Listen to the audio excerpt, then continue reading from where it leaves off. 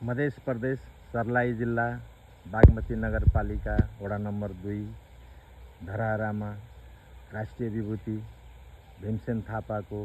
पूर्ण खर्च भएको शालिग निर्माण भएको स्थलमा पुनः एउटा अर्को संरचना पनि बनाउनु पर्ने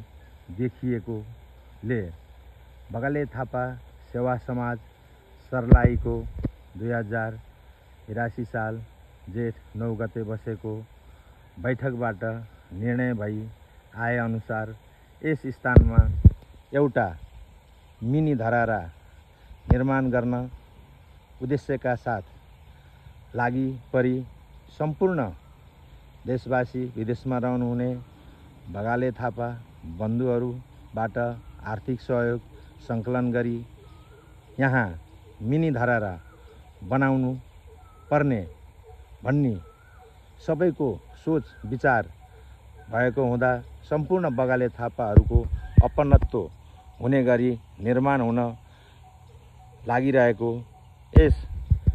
भीमसेन स्तम्भ अर्थात् मिनी धराहराको लागि देश विदेशमा रहनुहुने सम्पूर्ण बगाले थापा र शुभचिन्तक दाजुभाइ दिदीबहिनीहरूसित आर्थिक सहयोगको अपेक्षा राखिएको छौँ र यस शुभ कार्यमा सम्पूर्ण